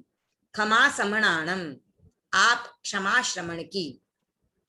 अब मैं वापस बोल रही हूँ कि हे गुरुदेव, अगर आपके प्रति मेरे द्वारा दिवस संबंधी देवसी आए, तो दिवस संबंधी आसायणाए, अगर मैंने कोई आशातना की हो गुरुदेव आपके लिए, तो आशातना का अर्थ होता है, आपने सबने एसएसबी में पढ़ा है, आशातना का अर्थ है असद या अशिष्ट व्यवहार। तो जैसे आप इमेज में देख रहे हो, तो रॉन्ग यानी जो भी गलत कार्य हैं हमने कर लिए, जैसे हमने गुरुओं के चरण स्पर्श करते समय उनको तकलीफ पहुंचाई, उनके बराबर हम चले, उनसे सट कर चले, उनके बराबर आसन पर हम बैठ गए, गुरु जब चल रहे थे हमने रास्ता में उनके साथ विनय भाव नहीं दिखाया, उनके बारे में हमारे मन में कहीं अन्यथा भाव आ गया, तो ये सब आशातना के प्रकार हैं। ऐसी कितनी आशातनाएं होती हैं? तो 33 टाइप्स ऑफ आशातना है, 33 प्रकार की आशातनाएं, 33 टाइप्स की आशातनाएं अगर मैंने कर ली।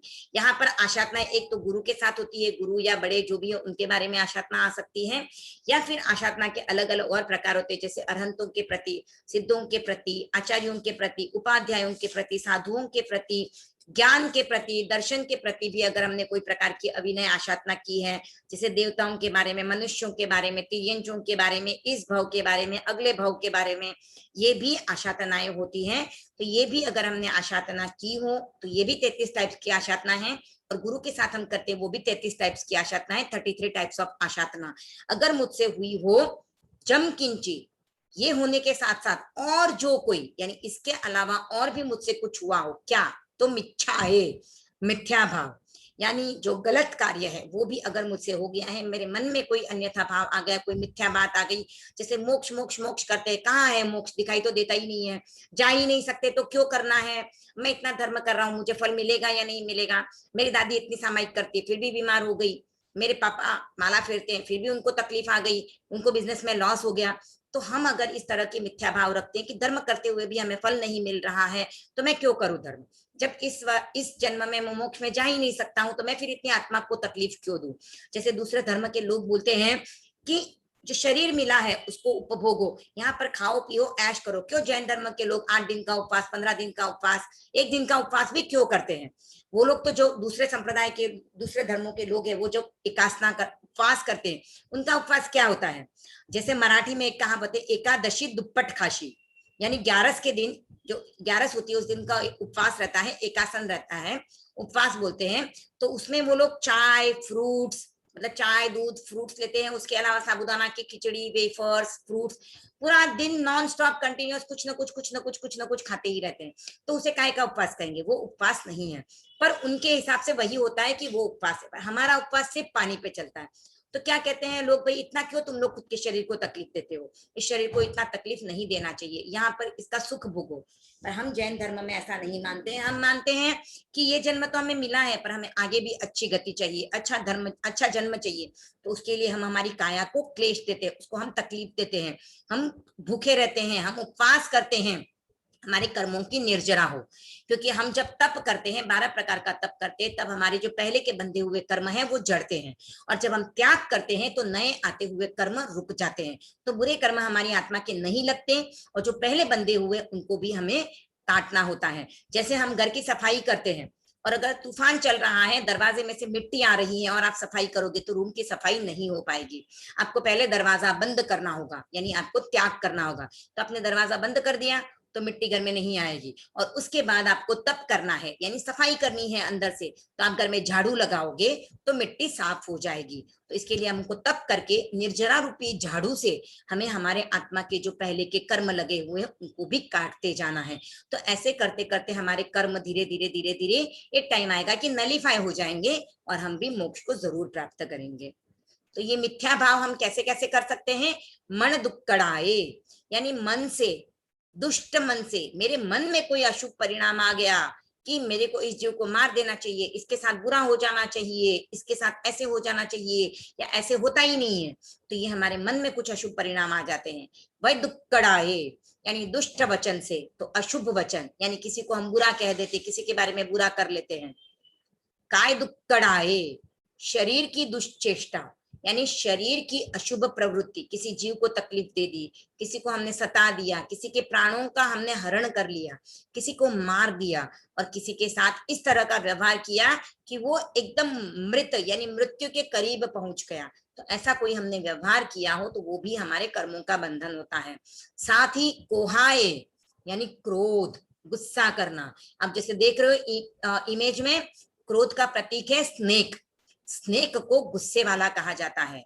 तो हम भी जब गुस्सा करते हो तो हम भी उसी की तरह दिखाई देते हैं। हमारी पूरी बॉडी में से एक तरह की एक ऊर्जा, मतलब एक वाइब्रेशंस निकलते हैं जो गरम गरम हमें बॉडी में भी फीलिंग होती है जब हमें ज्यादा गुस्सा आता है। तो ये गुस्सा हमारे लिए अच्छा नहीं है, बुरे कर्मों का बंध करता है। मैंने आपको कहानी भी बताई थी चंड कौशिक सर्प की, जो गुस्से के कारण तिर्यंच गति में चला गया था, और जब उसने क्षमा का धर्म अपनाया तो उसने देवलोक की गति प्राप्त की थी। माणाए, मान, मान का प्रतीक है एलिफेंट, जो मान करता है उसे कहते हैं एलिफेंट। एलिफेंट का, एलिफेंट के रूप में मान को देखा जाता है, जो गर्व करता है, प्राउड फील करता है। प्राउड दो तरह से हो सकता है, नेगेटिव और पॉजिटिव। आप पॉजिटिव वे में अगर प्राउड फील करते हो कि मेरा परिवार कितना अच्छा है, मुझे अच्छा सहयोग मिलता है, मुझे जैन धर्म मिला है, तो मेरे लिए कितनी अच्छी बात है, तो ये पॉजिटिव वे में है। लेकिन आप अगर इस तरह से फील करते हो मेरा ही परिवार अच्छा है, उसका परिवार तो बुरा है, देखो मेरे मम्मी पापा कितने अच्छे हैं, मुझे सब चीज लिख के देते हैं, मैं ही सबसे अच्छा हूँ, बाकी सब नीचे हैं, तो अगर इस तरह का आप प्राउड करते हो तो नेगेटिव वे में चला जाता है। तो आपको पॉजिटिव वे में लेना है, और मान को भी आपको पॉजिटिव वे में लेके अपनी आत्मा की गति को सुधारने में हेल्प करनी है। भगवान ऋषभ के पुत्र बाहुबली जब दीक्षा लेने को प्रस्तुत हुए थे तो उनको भी ये मान ने परेशान किया था। उनके छोटे भाइयों ने पहले दीक्षा ले ली थी, और बाद में बाहुबली दीक्षा लेने को गए तो उनको ये मान आड़े आ गया कि अपने छोटे भाइयों को मुझे वंदना करनी पड़ेगी, क्योंकि जब भी कोई साधु दीक्षा लेता है तो उसके पहले जो दीक्षित है उनको सबको उसको वंदना करनी पड़ती है, भले ही वो उम्र में बड़ा हो, लेकिन उसकी दीक्षा बाद में हुई है, इसलिए वो उस समय उन सबसे छोटा हो जाता है। तो वो अब बाकी की जिंदगी उन सब छोटे लोगों को भी, पर उनके पहले उन्होंने दीक्षा ली है, इसके लिए वो चारित्र पर्याय में उनसे बड़े हैं, तो उनको उसे वंदना करनी पड़ती है। तो यही बात बाहुबली के मन को खटक रही थी, और वो 1 साल तक कायोत्सर्ग की मुद्रा में खड़े रहे, फिर भी उनको ज्ञान प्राप्त नहीं हो रहा था। तब उनकी बहनें ब्राह्मी और सुंदरी ने आके उनको प्रतिबोध दिया। उन्होंने जो कहा, वीरा मारा गज तकी नीचे उतरो, यानी आप अहंकार के हाथी पर बैठे हुए उससे नीचे उतरो। जैसे ही उन्होंने ये बात सुनी और उनको बात स्ट्राइक हुई कि अरे मैं क्या कर रहा हूँ, क्या छोटी सी व्यवस्था में उलझ गया, कि अपने छोटे भाइयों को वंदना कैसे करूंगा। मुझे ये समझ नहीं आई कि उन्होंने मुझसे पहले दीक्षा ली है तो वो चारित्र पर्याय में मुझसे बड़े हैं, उनका पद बड़ा है, तो मैं क्यों रुका। और उन्होंने जैसे ही अपने पैर उठाए और उनको केवल ज्ञान प्राप्त हो गया। तो ये मान के हाथी पर हमें नहीं बैठना है। माया डिसिट, हम जो लोगों को चीट करते हैं, जैसे बगुला यहाँ पे आपको दिख रहा है, क्रेन, ये क्या करता है, आंख बंद करके खड़ा रहता है और जैसे ही मछली कोई निकट आती है और तुरंत मछली को अपनी चोंच में पकड़ लेता है। तो ये सबको दिखाता है कि मैं साधु हूं और आंखें बंद करके बैठा हूं, लेकिन जैसे ही मछली आती है और वो मछली को खा जाता है, उसका मेन काम है मछली को खाना, उसके लिए वो ढोंग रचता है। तो हमें भी इस तरह की माया नहीं करनी है, किसी को चीट नहीं करना है, किसी को फंसाना नहीं है, किसी के साथ धोखा नहीं करना है। उसे सामने वाले व्यक्ति को पता चले या नहीं चले, आपने धोखा किया है, आपको उसका फल जरूर मिलेगा। आप अच्छा करोगे किसी के साथ तो अच्छा मिलेगा, बुरा करोगे तो बुरा फल मिलेगा। कर्मों का अकाउंट है वो एकदम क्लियर है, कोई देखे या नहीं देखे वो अपना अकाउंट रख रहा है। तो हमें किसी को चीट नहीं करना है, किसी को फंसाना नहीं है। लोभ नहीं करना है, लालच नहीं करना है, हमें ग्रीड नहीं रखनी है। लालच करेंगे तो उसका फल हमें बुरा ही मिलेगा। हमें लालच करना है, कहाँ पे करना है, मोक्ष प्राप्ति के लिए। हमें सत्संगत मिल रही है, साधुओं के दर्शन करने मिल रहे हैं तो हमें जाना है। तो हमारा लालच भी हमें अच्छी जगह ले जाना है, बुरी जगहों पर नहीं। हमें विषयों की तरफ, पदार्थों की तरफ अपने लालच को नहीं मोड़ना है। चूहे को जब पकड़ना होता है, घर में चूहे आ जाते हैं तो उसे पकड़ना होता है तो घर में ट्रैप बिछाया जाता है, उसके लिए खाने की वस्तु लटकाई जाती है और उस खाने की वस्तु की सुगंध को लेके चूहा उस ट्रैप में फंस जाता है और फिर उसको घर के बाहर छोड़ दिया जाता है। या कभी कभी उसके लिए खाने के लिए वो जहर रखा जाता है और उसमें भी खाने की वस्तु की स्मेल होती है, तो उस स्मेल को सूंघ के चूहा उसको खाने के लिए आता है और उसके प्राण चले जाते हैं। तो ये लालच जो है वो चूहे को उसके प्राण गंवाने को मजबूर कर देता है। तो हमें भी इस तरह का लालच नहीं करना है जहां पे हमारी आत्मा की दुर्गति हो जाए। सव्व काली आए, सभी काल में, भूत, वर्तमान और भविष्य, पास्ट, प्रेजेंट, फ्यूचर, तीनों ही काल में अगर हमसे ऐसी कुछ क्रियाएं हुई हैं, हमारे से क्रोध, मान, माया, लोभ हुआ है, गुरुओं की अभिनय आशातना हुई है, या हमने किसी के साथ 33 प्रकार की आशातना में से कुछ किया है, तो उन सब के लिए सव्व मिच्छो वयाराये, अगर मैंने कोई मिथ्या आचरण किया जो नहीं करना चाहिए था, वैसे कार्य अगर मैंने कर लिया है अब तक के जितने भी मेरा टाइम गया है या दिवस भर में मैंने कोई ऐसे मिथ्या आचरण किए हैं जिसके लिए भगवान ने आज्ञा नहीं दी है, या जो मॉरली एथिकली रॉन्ग है, ऐसे मैंने कुछ आचरण कर लिए हो, सव्व धम्मा इक्कमणाए, जो धर्म का उल्लंघन करने वाले कार्य हैं वो मैंने कर लिए। जैसे हिंसा नहीं करना कहा गया है, झूठ नहीं बोलना है, चोरी नहीं करना है, पदार्थों के प्रति हमें अटैचमेंट नहीं रखना है।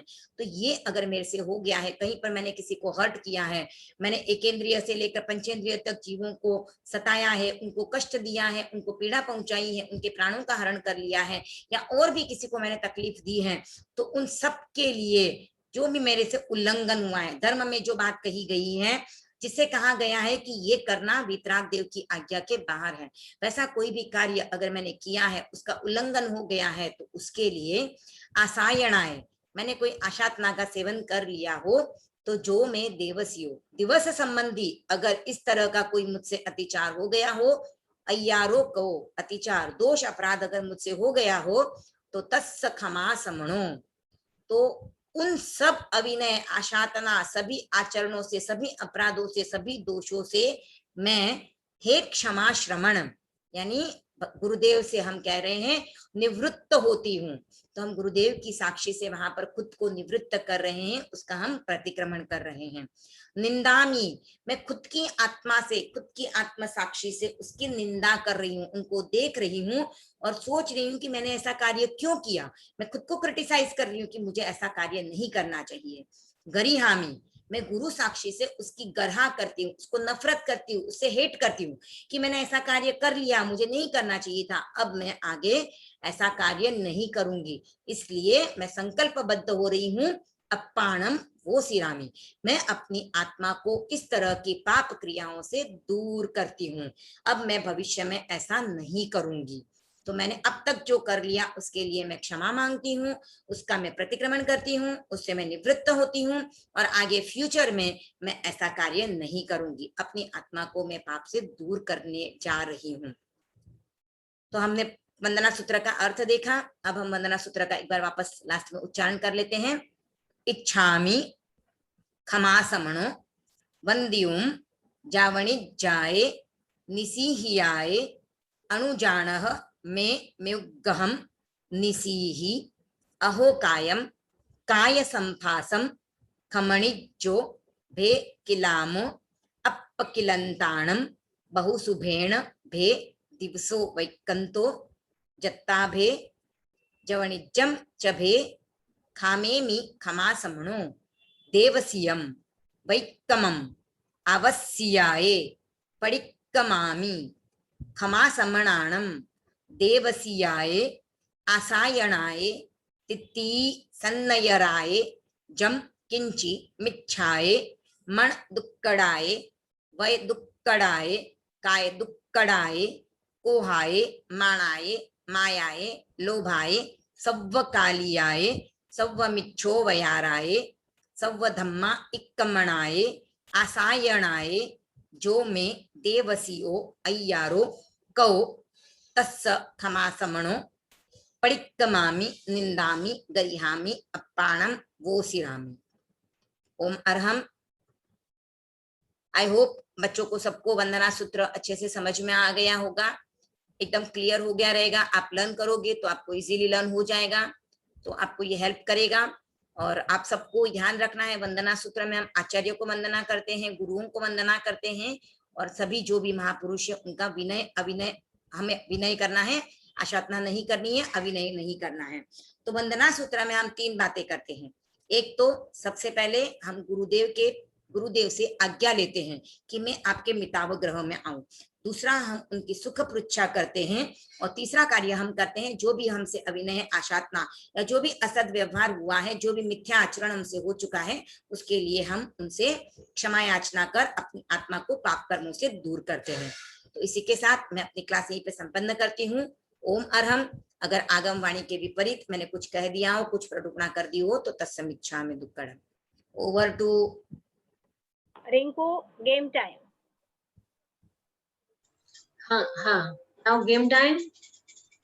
पहले एक बार ना सब लोग ना सब बच्चे एक बार अपने सीधे बैठ जाएं। बहुत सभी सीधे बैठ जाओ एक बार। हलन चलन बहुत हो रही है सभी। हाँ, हलन चलन बहुत हो रही है, एक जगह बैठ जाओ सब लोग। Yes, very good. Now game time. वंदना सूत्र सबको समझ आ गया होगा आई होप। एक्चुअली वंदना सूत्र अब इजी हो गया ना, पहले टफ था लेकिन समझने के बाद इजी हो गया अभी। तो अब जैसे मैंने आप लोगों को मैसेज किया था कि आज का गेम आलोचना सूत्र और अभ्युत्थान सूत्र पर बेस है, ठीक है। तो सबने लर्न कर लिया है आलोचना सूत्र?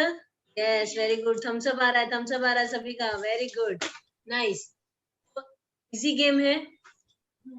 मैं स्क्रीन शेयर करके दिखाती हूँ कि आपका एग्जैक्टली गेम क्या है। राइट नाउ मैं आपकी स्क्रीन शेयर कर चुकी हूँ।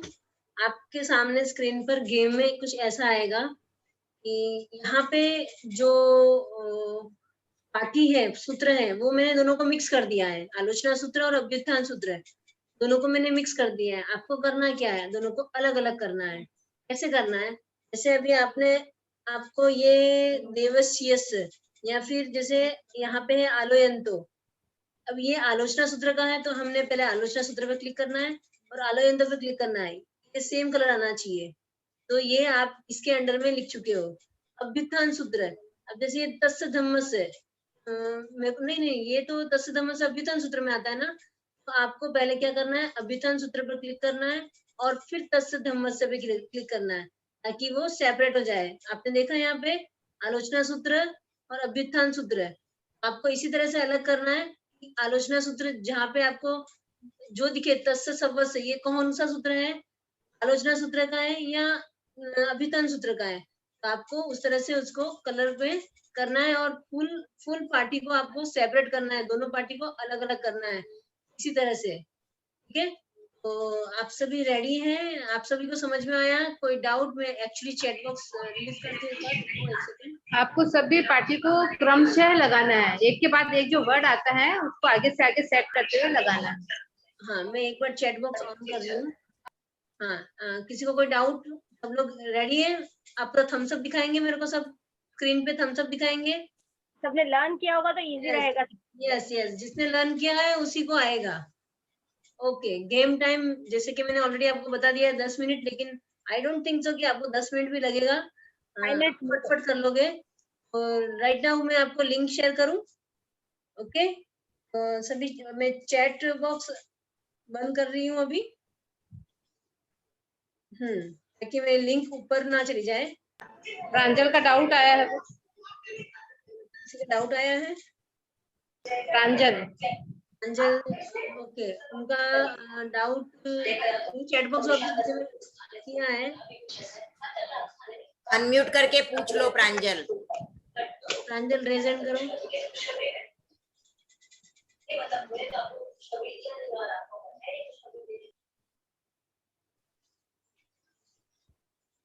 ओके, गेम का link I am sending just right now.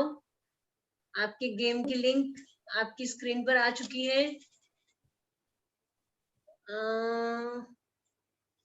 ये गेम की लिंक कॉपी कर दी है मैंने और मैंने सेंड कर दी है। आप सभी की स्क्रीन पर गेम की लिंक पहुंच चुकी है। तो आप सभी खोल लें अपनी लिंक को और ध्यान से पढ़ के फिर उसको आप कलर दें। ग्रीन कलर आलोचना सूत्र का है और पिंक कलर अभ्युत्थान सूत्र का है। अगर आपसे कोई मिस्टेक हो जाती है फिर भी आप उसको वापिस से ठीक कर सकते हैं। अगर क्लियर का ऑप्शन लेते हैं तो वो क्लियर हो जाएगा कलर उसका। आराम से पूरी पार्टी एक साथ में भी कर सकते हैं और अलग अलग भी कर सकते हैं। जैसे पूरी आलोचना पार्टी लिख ली, कलर कर ली ग्रीन कलर से, फिर अभ्युत्थान सूत्र कर दिया।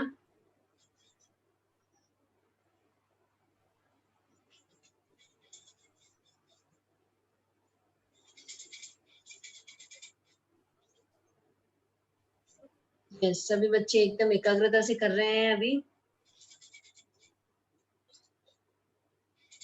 कंप्लीट इन्वॉल्व हो गए गेम में आते ही, सब एकदम इन्वॉल्व। यस, सभी एकदम इन्वॉल्व हो चुके हैं और बच्चों ने लर्न किया है तो एकदम इजी है उनके लिए, तो बहुत इजी है। लर्न करोगे तो बहुत इजी हो जाएगा, 1-2 मिनट भी नहीं लगेगा। बच्चे वेट करते हैं गेम कब स्टार्ट होगा। मैसेज आते हैं उनके, पूछते हैं गेम कब स्टार्ट हो रहा है। मैं अपना स्क्रीन शेयर कर रही हूँ।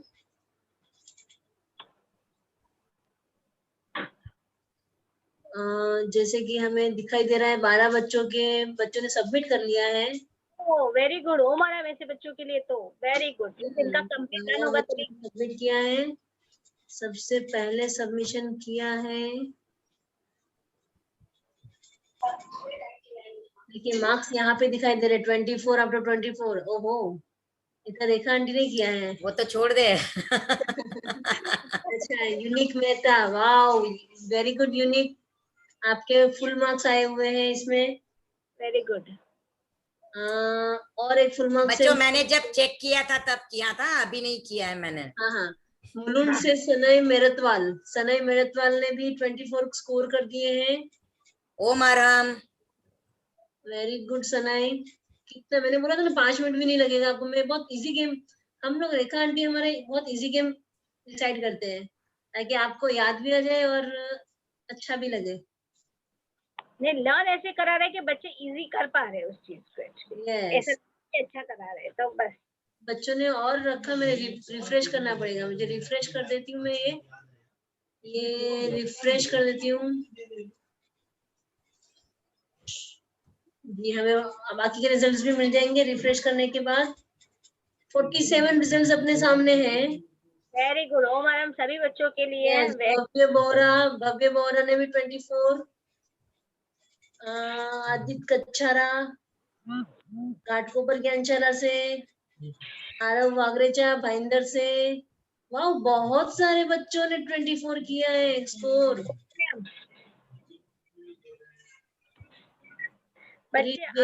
आप सब अपने अपने नाम देख सकते हैं, स्कोर देख सकते हैं अपनी स्क्रीन पर। नहीं, बच्चे लर्न कर रहे हैं, इसका मतलब लर्न कर रहे हैं तभी उनको आ रहा है। यस, और इतनी फास्ट उन्होंने गेम को क्रॉस भी कर दिया। Very good, very good, very good. लेकिन बच्चों अभी आगे ध्यान देना, सारी पार्टियां हो चुकी है, मिक्स भी आ सकती है कभी कभी, लेकिन इससे पहले आएगी प्रायश्चित सूत्र। प्रायश्चित सूत्र नेक्स्ट टाइम आप पूरे से अच्छे से लर्न कर लेना। मैं एक बार फिर रिफ्रेश करती हूँ, कितने बच्चों ने रिजल्ट सेंड कर दिया है। 66। Very good. जिनका अभी तक नहीं हुआ है वो अपने पेरेंट्स की हेल्प ले सकते हैं, उसको समझ सकते हैं, फिर उसको सबमिट करें। और ये गेम आप वापस भी खेल सकते हो। मैंने ये ओपन रखी है गेम। ओके, तो लिंक आप ग्रुप में डालोगे तो उनको मिलेगी ना, आप वापस खेल सकते। लेकिन यस यस यस, मैं ये ग्रुप में भी डाल दूंगी ये लिंक।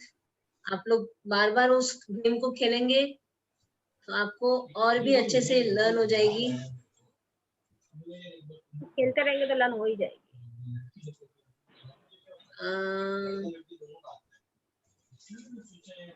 और 77 right now, 77 answer sheets we have.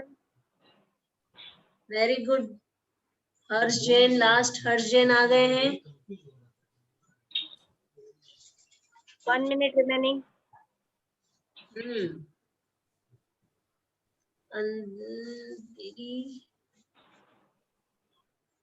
चिंतन कच्छारा घाटकोपर, छवि बाफना जीतवल जोन से, भाईंदर से आदि जैन। मैक्सिमम बच्चों के 24 में से 24 है। Yes yes yes. आर्यन, आपको पढ़ाई करनी है दक्षिण मुंबई से, आपको और बहुत सी प्रोग्रेस करनी है। आशा कच्छारा, आपको भी करनी है प्रोग्रेस।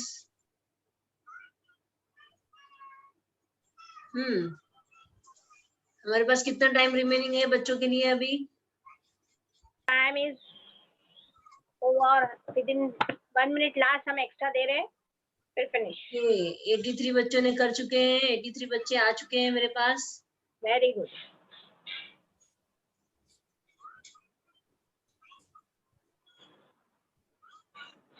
जिसका 8 मार्क्स या 2 मार्क्स या 3 मार्क्स आए हैं वो वापस से उस लिंक को ओपन करके वापस रिप्ले कर सकते हैं ताकि सबमिशन हो पाए। राशि काफी बच्चे लेफ्ट हो चुके हैं, मुझे लगता है सूचना पहले दे देते एक बार। निकल गए काफी बच्चे। नेक्स्ट टाइम प्रायश्चित सूत्र के ऊपर अपनी कंपटीशन रहेगी। सैटरडे को है, 8:30 को है। हाँ, टाइमिंग लिखा है 2 मिनट बस, इनका टाइमिंग हो गया ना बच्चों। नेक्स्ट कार्यशाला जो होगी वो थर्सडे को होने वाली थी, वो हमारा कैंसिल हो चुका है। हम ये थर्सडे किसी कारणवश नहीं ले पा रहे, लेकिन वो क्लास हमारी सैटरडे होने वाली है। और आपकी स्कूल चलती है, अभी सबकी स्कूल स्टार्ट हो गई है, तो हमने टाइमिंग भी आपके लिए चेंज कर दिया है। आपको शार्प 8:30 जुड़ जाना है इस कार्यशाला से। जैसे पहले 8:45 जुड़ते ना, तो आप 15 मिनट बिफोर जुड़ना है आपको। एग्जैक्टली 8:30 हमारी कार्यशाला से आप जुड़ जाइएगा, तो हम 10 मिनट आपके जो क्वेरीज होंगी वो लेंगे और उसके बाद कार्यशाला स्टार्ट हो जाएगी। तो शार्प 8:30 आपको जुड़ना है कार्यशाला के लिए। सैटरडे है, इस बात का ध्यान रखें, हम मैसेज वापस करेंगे, फिर भी ये ध्यान रखना कि सैटरडे 8:30 है। टाइमिंग चेंज हो गया और डे भी चेंज हुआ है इस for this week only. Saturday 8:30 timing है आप लोगों की। Okay, so now time is over for the game. Thank you Rinku so much.